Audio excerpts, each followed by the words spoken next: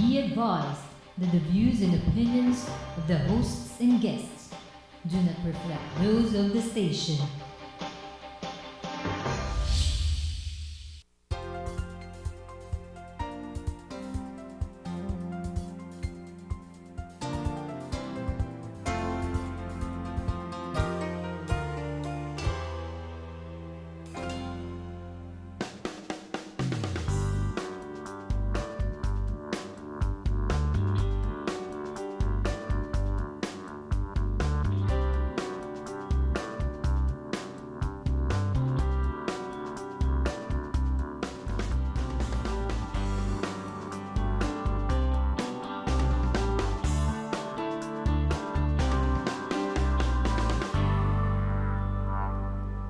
Welcome to Open House with Gerry Cornejo, where we feature people, places, and things that are in the news or who should be in the news.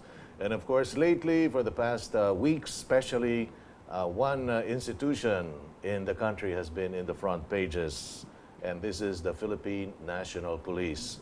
And we have with us the Chief of the Public Information Office of the Philippine National Police, Senior Superintendent Reuben Theodore C. Sindac. Yes, Artie, welcome to Open House. thank you, Gerry. Thank you. I'm glad to be here, and I thank you for giving me this opportunity to guest in your show. Okay, si Colonel Senior Superintendent Sindac and I go back more than 2 decades. Yes. Almost 3 decades. Pinababata mo pa. Almost 3 na. Almost three. We were young boys then in short pants when we first met. Well, anyway, as I was saying earlier, let's jump right into the topic, Senior Superintendent Sindac. Paano ba itong, ano bang state of the PNP now? Let me just review a bit. No? Ngayon, of course, the Chief PNP now is Alan Purisima. Yes. And then recently, ito, nagulat din ako rito, I knew kulang tayo ng mga barel. Pero ganun pala kalala. I mean, something like, was it 60 to 70% ang meron? 30 to 40% ang walang barel. Yes. Okay. Now, anong state of the PNP now? Where is the PNP right now? And where is it going? Well, thank you, Gerry. First of all, the PNP is in a state of higher morale. As we termed it, it is already in a state of that state. Mas masaya kami ngayon kaysa noon. Number one, first and foremost, we got a lot of favorable endorsement from no less than the President himself, President Benigno Simeon Aquino III. And he commended us for the good things that we did, but he was also firm and just in the other smaller items that involved some policemen in some wrongdoings. One thing that, of course, set us higher in a higher mode is the distribution of the new Glock 17 Generation 4 pistols. About 20,600 of them were just distributed by no less than the President himself, which increased our police to pistol or firearm ratio roughly 1:2. From 1:17 or 70, it is now 1:2, and hopefully by year end, we will have a 1:1 ratio of policemen to their pistols. Sir, ibig niyo sabihin no, naghihiraman ng mga pulis? No, really. I mean, Yes, pag that's off-duty true. ka, pag hindi ka na duty, iwan mo yung baril, No, i-entrega mo sa... legally that's not allowed. But okay. what happens is some policemen just buy out of their own salaries okay. or from their own personal, from their own personal income. They buy from the local gun store and then they pay it out of their own allowances. I see. So, ano bang puwersa ngayon? I mean, how many officers and men of the We PNP have about do we have? 148,000 policemen in the force. 148,000. Ngayon, Yes. of course, dapat lahat ito armado. I mean, Ideally, sidearm. yes. Yes. Okay. Ngayon, how many ang na-issuehan officially? Pwede yung the ones who bought their own sidearms? Yes, there was a time that we only had like about 40% fill up. So get 40% of that, about 60,000 of our men having officially issued, government issued pistols way back. So our president, our beloved president, took cognizance of the case, ordered our secretary Marojas to look into it, and there you have it. We have a good standing of pistol to policeman ratio. One thing I'd like to point out here, Gerry, also is that the conduct of from the procurement to the bidding until to the issuance process was all benchmark process system.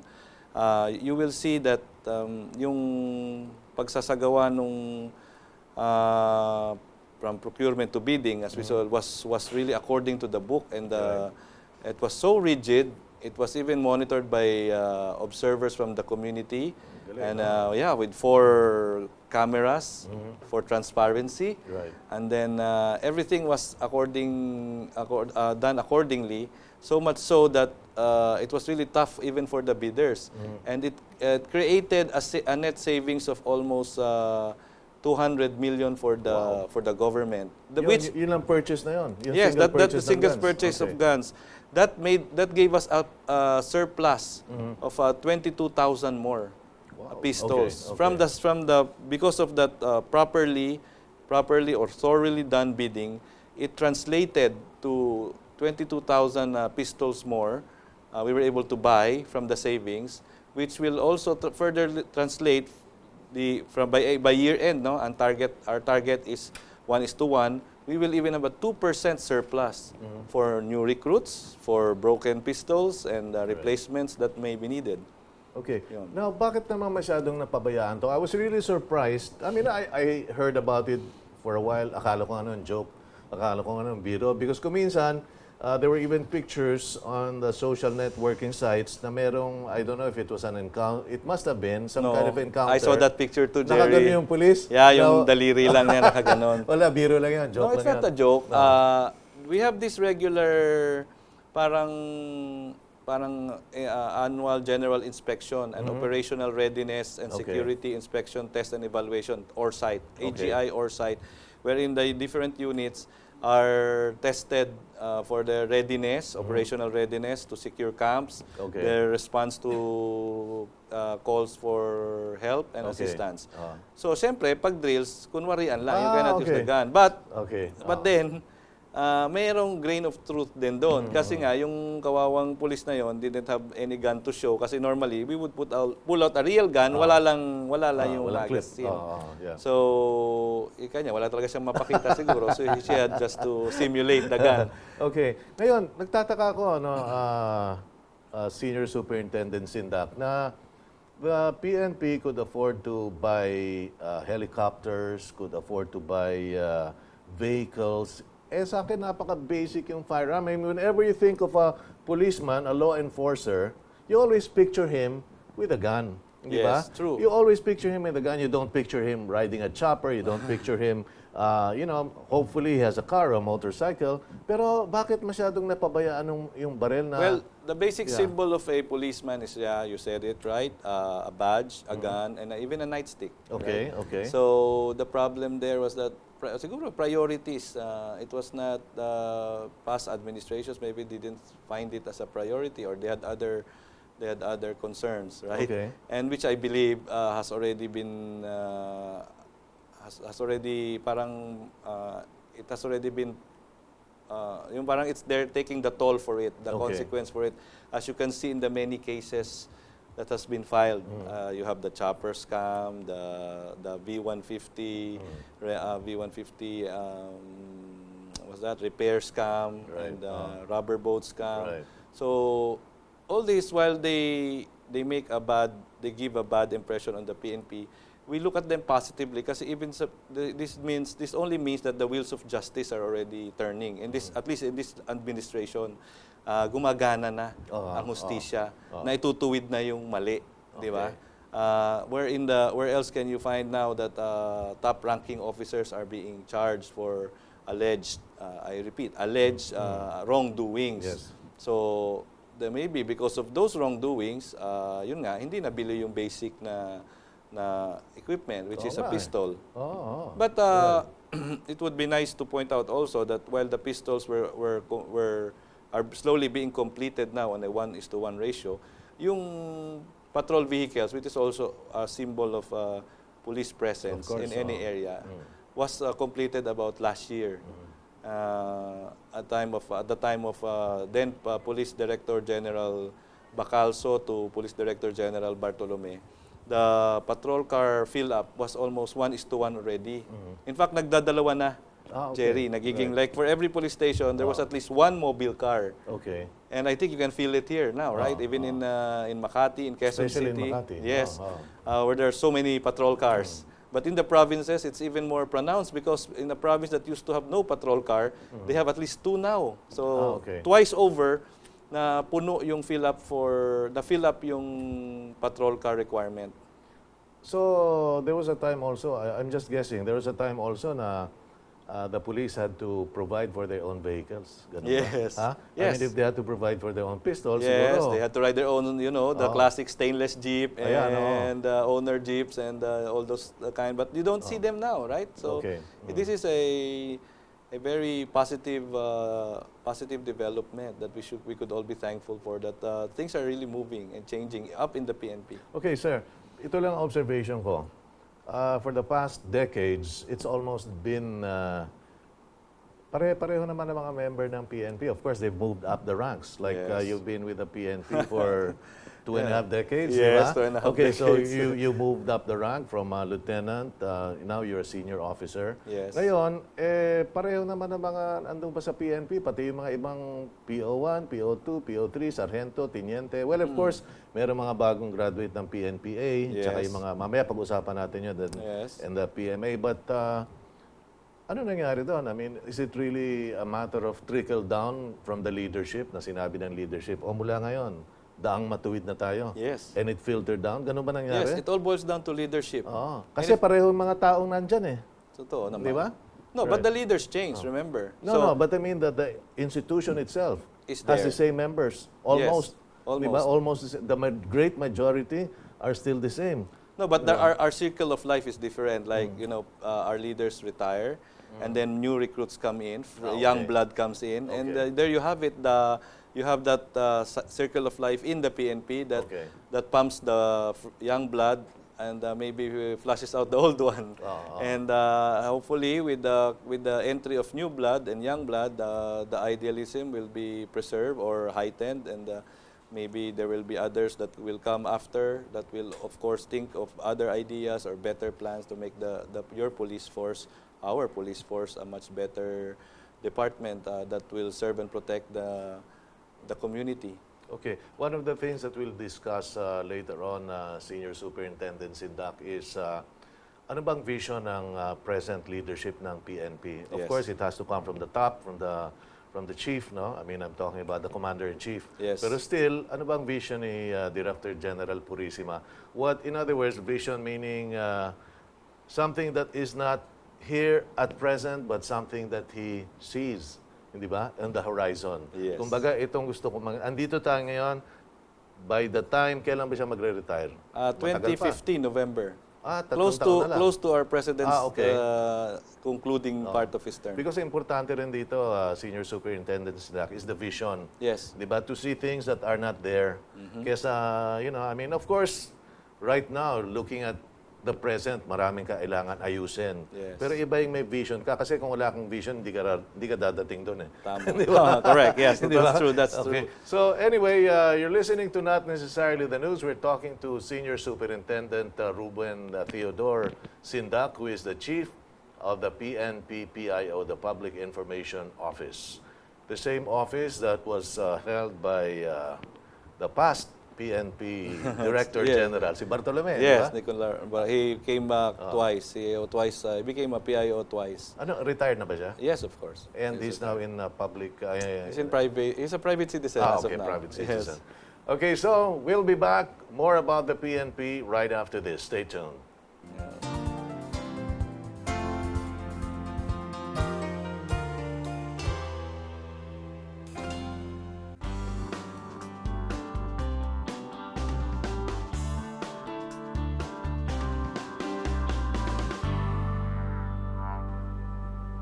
Welcome back to Open House with Gerry Cornejo, where we feature people, places, and things that are in the news or who should be in the news. Well, in the news lately, and will be in the news for a long time, one of our favorite topics is the Philippine National Police.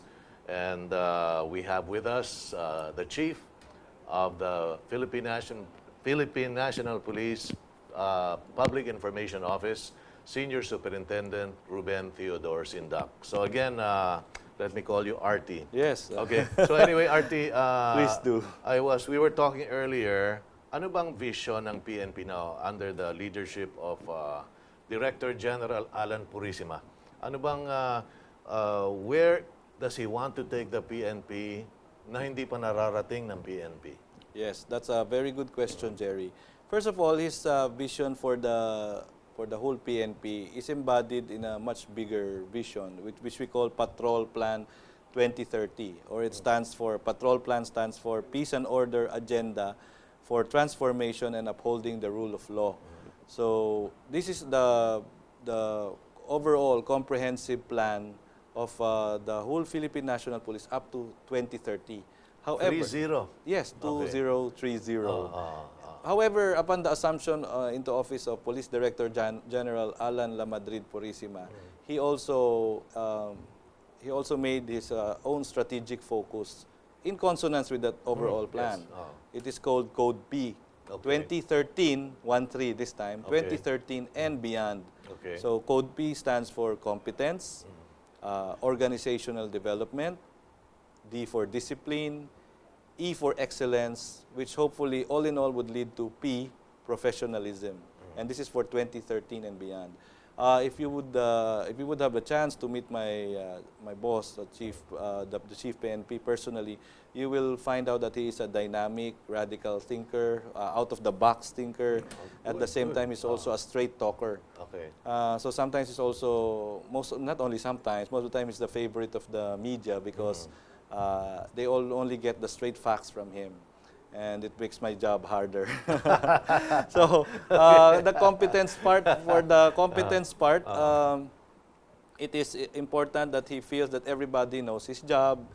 He would like to uplift all PNP personnel or police personnel to be policemen in every sense of the word. In fact, one of the programs that is even being rallied, or which was trumpeted by our president in his last SONA, was the hiring of at least 15,000 to 30,000 non-uniform personnel. Ito yung tinatawag naming civilian employees who will man the clerical positions that are traditionally manned by the policemen. The good effect of this, Gerry, is that all policemen formerly doing clerical jobs, menial tasks, would be pushed down to the front lines, and they would go back to patrolling the streets, doing the job that a policeman should be doing in the first place. And of course, you have organizational development. One of our legislative agenda in this opening of Congress are 3 proposed legislations, which are very important, Gerry. Number 1 is the reorganization of the PNP. Our chief PNP is one of the very few leaders that the PNP had that had the insight of seeing beyond, like I said, out of the box. Because our organization for so long has been a military type of organization pa rin. Excuse me, let me just ask. PMAer ba yan si Yes, he is. Director General? Yeah, Director General Alan Purisima is a member of PMA Class 1981, but he is a very flexible type of leader. He doesn't look at the source of commission or from what academy you come from. Ang importante sa kanya kung anong kang magtrabaho, kung gaano ka dedicated magtrabaho.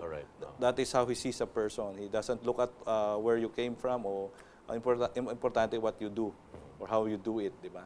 So, you see in this organizational development, he hopes that we will reorganize the Philippine National Police through legislation, a bill that he has tasked to be formulated and hopefully sponsored into Congress of a police organization that is more lean and mean, that is really more of a police type of organization. Hindi na siya parang military na may S1, S2, S3, yung mga nakikita nyo noon.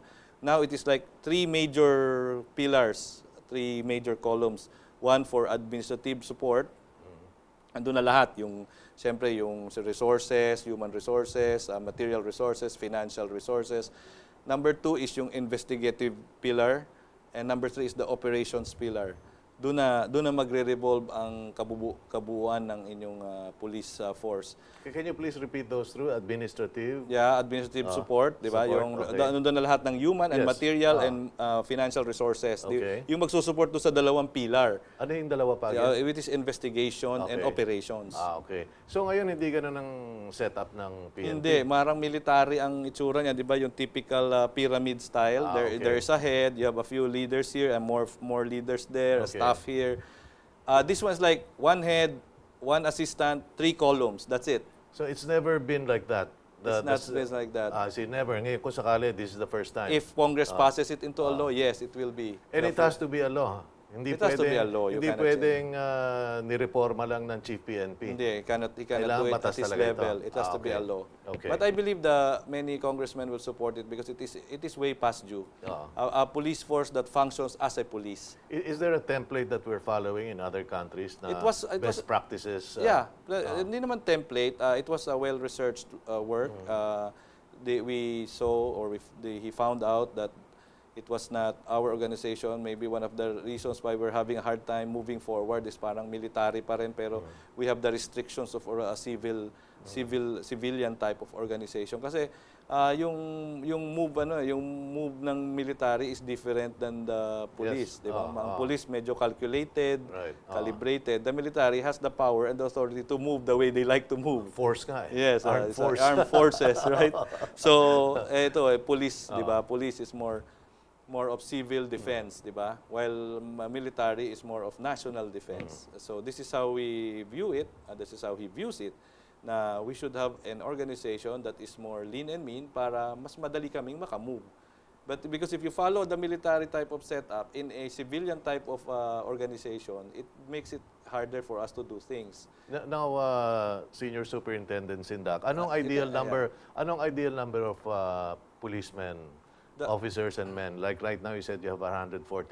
Alam ko laging kulang, laging ang ratio of Because police to the Because civilian. we are following, that's another point, that's a good point, Gerry, that you brought up. Another difference between a military and a police setup. A military can be fixed, yung kanyang strength, because he has to be in defense of the nation. Okay. The police setup is pegged on the population. Okay. Because the ideal police to population ratio is 1 policeman to 500 civilians. Or he should be protecting at least or covering 500 people. Okay. So 1:500. Okay.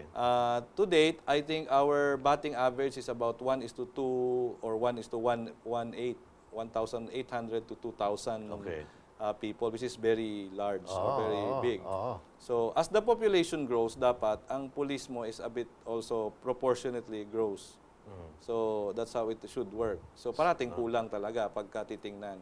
Bakit hindi napupuno ito? I mean, kulang sa mga qualified civilians na pwede maging police, kulang sa training, kulang sa budget, or all of the above?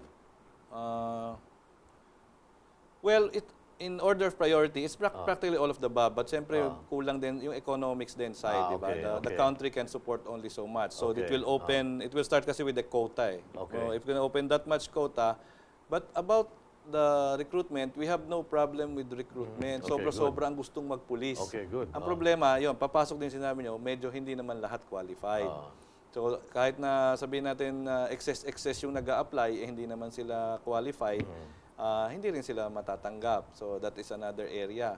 Which brings me to the second legislation na gustong i-propose ng ating Chief Philippine National Police, which is yung sa pag-accept ng undergrads. Okay. Yes, and as well as kasama na doon yung adjustment in height. Okay. Height waivers. Excuse me, when you say undergrads, hindi kailangan college graduate? Yes. Okay. In support All of the principle behind this proposal being seriously studied is to support the K to 12 thing, Okay. di ba? So since in place na yung K to 12, we presume that the people who will be finishing under the new curriculum are like second year college graduates na. Secondly, if this bill is passed into law, it will be a separate the groups that it will not disturb the old law that requires college graduates. Okay, na yun, wag na natin galawin yun, sabi niya.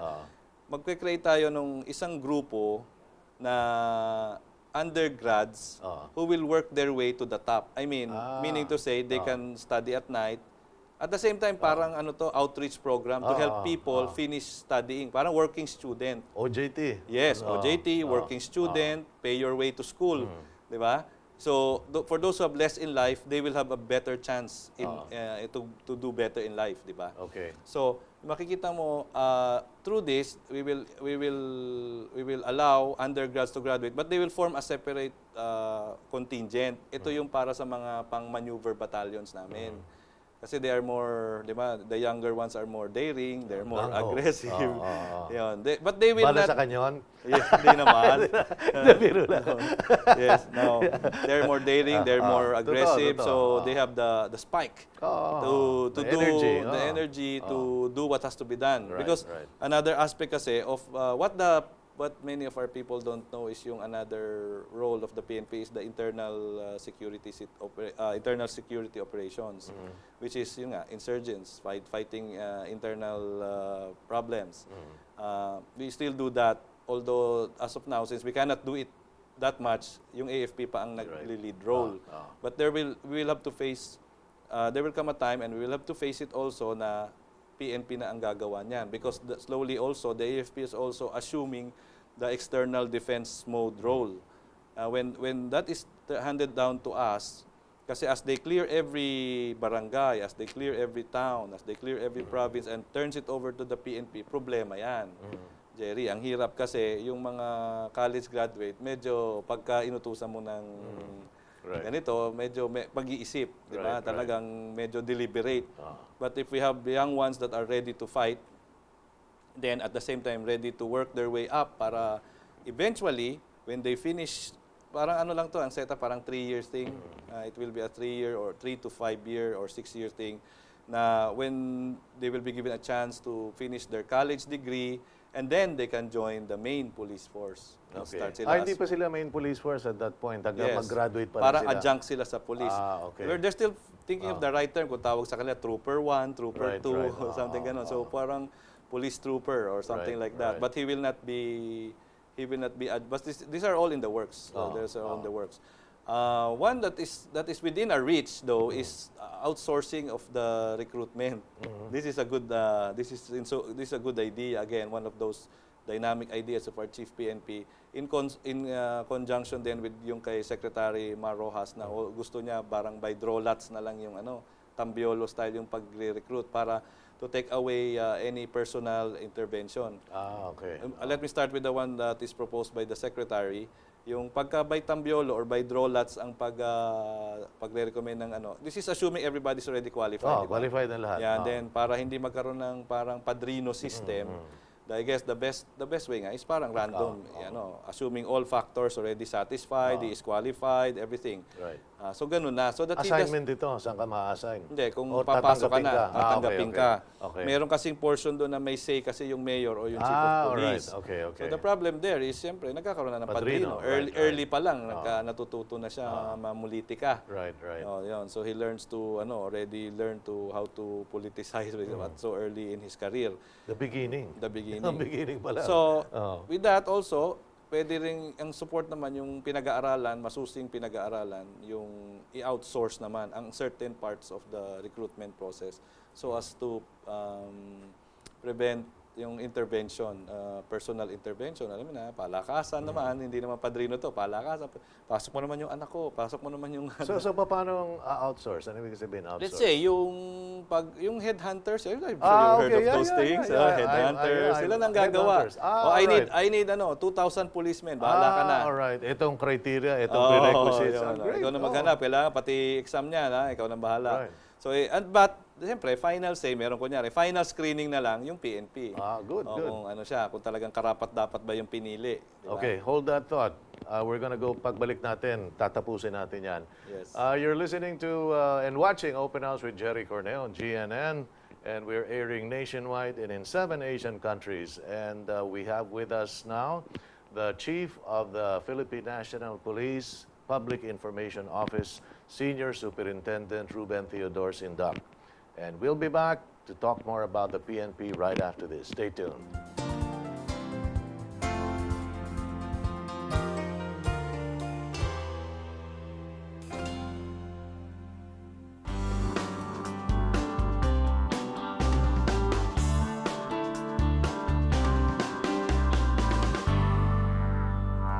Welcome to Open House with Gerry Cornejo, where we feature people, places, and things that are in the news or who should be in the news.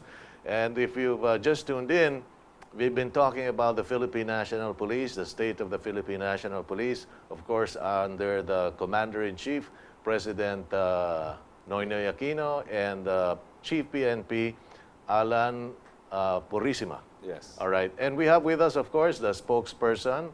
Well, not only the spokesperson, he is the chief of the PNP Public Information Office, and that is Senior Superintendent Reuben Sindac. So again, Artie, balik tayo rito. Ano yung pinapag-usapan natin? Yung outsourcing. Yung outsourcing? The proposal okay. to outsource the recruitment. Okay. So if this is pushed through, the recruitment process in the PNP would be done in a very professional, objective, and critical way. In the sense that, basta kailangan namin, let's say, for example, 2,000 recruits this time. So we will outsource it. The agency that will do it will have to process them properly. Otherwise, they will not be hired again, right? So they'll have to do this according to HOIL. And after that, we will just make maybe the final review of what they did. So hopefully with this, there will be less interventions. Oh, this is, yun naman purpose nito, di ba? Yes. Less intervention. Yes. Right. And also, you were talking earlier, nakalimutan ko lang, but you were talking earlier about reducing the educational, yung height requirement. Okay. Ngayon, well, ano earlier we told about the educational requirement. Oh. If we could create a certain group that, if we will propose a legislation, we will propose a legislation to create a certain group that will accept undergraduates in consonance with the K-12. Yes, okay. Kasi assuming the K-12 is in already full effect, and it takes time to put a bill into law. So by the time maganda na yung takbo ng K-12, yung magagraduate ng K-12 are already in the proper maturity level and intellectual capability to be able to hold a job. And this is our way also of assisting the youth who could not afford to go to college to work their way to college, because they will be required to finish college just the same, so that if they would like to enter the mainstream of the police force. Yung height. Okay, Ngayon, now going ano to the height. requirement ngayon? 5'4", 5'2". We cannot change Ngayon, that. 5'4" for males, 5'2" Yes, for 5'2" females. for females. Okay. Ngayon, paano papalitan niya? Yeah, we will lessen it maybe an inch or two. Okay, sige. Yes, malaking for bagay both. din yan. Yes, or height waivers. We will also loosen the requirements for height waivers. Those are one of the proposals, because we cannot, for obvious reasons, there's kasi the proposal to remove it altogether.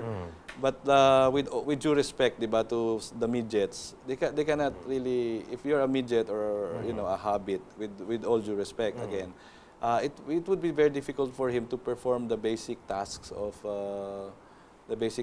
police work, like maybe at least catching a criminal or riding a big bike or stepping on the gas. Meron talaga mga, so there has to be a limit. So we cannot really, there, because of this law, there's a law that's up and coming, or I think it's there, that, or a bill that's up and coming, and it's almost, I think, if it's not yet a law, that will remove all restrictions to any application to government offices, and we're also buying for an exemption to that. Pero ang weight, hindi pwede. Yung weight, no. Hindi pwede, because you have to be physically fit. Yes, that is very basic. At least at the start of the service, you have to be physically fit. Ngayon, Senior Superintendent Sindac, tell me about this. Mga PMA na nag-graduate, like yourself, you're class of 84. Yes. Okay, and then nagpunta ka sa PNP. Yes, by operation of law. Oh, by operation of law. Yes. Okay, now, is that still allowed? Hindi na? No, it ended way back in 1992. Okay, so 92 pa, mga PMA hindi pwede mag-crossover sa Hindi na pwede. Sa PNP. Yes. Pero bakit ang nangyayari ngayon? I mean, several of the chief PNPs, PMA pa rin. Yes, it so happens because when the PNPA was established, it was in 1980, and except for this, the new chief and the one previous to him, mga class 80, 81, the PNPA was not yet or were not yet able to produce graduates that could be cohesive enough to occupy or young enough to occupy that position. Most of them retired early. Okay. Yes, because if I remember right, ang PNPA noon was like adjunct course to the existing establishment already. For example, before you became PNPA, you could enter PNPA. Required ka na dapat nagpulis ka for a number of years or for a certain rank. Okay. So siyempre, pagpasok niya sa Police Academy, medyo may age na siya. Yun. So those were the first few batches. But I think with the batch of 2003 in PNPA, 4-year course na sila, 17-year-old, entering parang first year college, talagang young ones na. Tapos pag-graduate nila, anong ranko nila? Yeah, police inspector. Inspector, Pareho rin. which is like a second lieutenant. Yes. Okay. Ito yung dati kasing setup in the early 80s. Yung during the time natin. Okay. Ano sila? Thank yung you. parang sila parang fast track method, 'di ba? Like you were a police in the low ranks, to give you a shot to go higher. You go to the police academy and then you became a lieutenant. Police lieutenant pa noon ang tawag. So ano ka muna, nagpulis ka dapat for a certain either I'm not sure now if it's a certain number of years or a certain rank before you could enter the police academy. Right. Okay. If when that happens, of course, siyempre may age na 'yon. Medyo senior na siya. Right. So these classes of 80 down up to 84, may batch also, medyo may edad na. Yun. But in the case of 83 and 84, half-half na. Meron ng bata, some are even younger than me, and meron din matatanda. Okay. But I just want to make a correction. Kaya ako nag-thank you because I'm a generation older than RT. Okay. College graduate na ako, siguro high school lang ito. Baka magka-high school pa lang. Yes. So there's a whole generation between us. But we got together, we had a good time when we met and got together. But anyway, ito pa. Those were the days. Those were the Happy. days. Those were the days. Very happy days. Ngayon, RT, you're the perfect person to discuss this. I am sure now that we have viewers, na gustong maging police officer, Yes. Or maybe some of them, they want their children, their daughters, their sons. Paano ba? I mean, what are the requirements if there are young people out there now who want to enter the police force? Well, basically, under existing laws, they have to be at least 17 and not more than 30. Okay. For the case of those who want to enter as a patrolman, PO1, and for those who want to join the PNPA, become officers, they have to be 17 to 21. There's a long list of requirements. You can easily Google it or go to the website of PNPA and pnp.gov.ph, and you will find that these requirements are very basic and very simple, and you can just apply. Okay. Ngayon, meron pa ba nung lateral entry yung tinatawag Yes. nila? Meron pa nun? I'm glad you brought that up, Gerry. Yeah. Yung lateral entrance are very much welcome to the PNP. These are like the technical services, lawyers, doctors, nurses, chemists for forensics, and criminologists. Okay. For the line officers. Okay. Criminologists are for line officers, Okay. and the others are for technical services. They just have to apply when there is an opening, and from time to time there are bulletins that tell when there's an opening for lateral entrance. So in other words, lateral entrance are those who are already have graduated in a particular course. Yes. Di ba? Like for instance nga, doktor kayo. Whose services are needed in the police service. Ayun, And also in the line service. May line tawag din yung mga, kasi di ba ang source ng commission ng PNP ngayon is PNPA. So we also have lateral entrance. Yung line officers who would like to be police commissioned officers immediately, but they have to go through a certain process. So lateral entrance pa rin yun. So magtanong na lang kayo or else go to the pnp.gov.ph website. Yes. website. All the details you will find are there. Right. Because I'm sure there are people there who maybe, want to serve the country. Yes. But it so happened, naging ano na sila, let's say, an accountant, an engineer. Yes. Di ba? Pero sabi nila, well, I think I Oh, want we to... also have lateral entrance for engineers. Oh, yeah, Because no, we have an I'm engineering sure. service. Oo, importante yan, Yes, di ba? engineers. Importante yun kasi we do construction work, especially in areas that are very prohibitive. So we help the nation or the community build certain schools, and even our own police stations are even constructed by our engineers, especially in far-flung areas where construction is prohibitive. You know what I mean when I say prohibitive. It's like it's hard to be accessed. There is an NPA threat.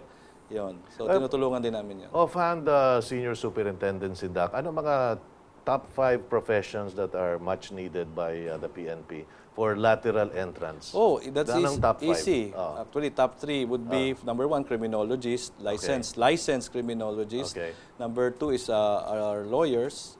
Lawyers, Yes, lawyers. And then we also have doctors, nurses, and dentists. Yung nasa health service na yon. So those 3. Bakit lawyers? Hindi ba pwedeng outsource na lang yon?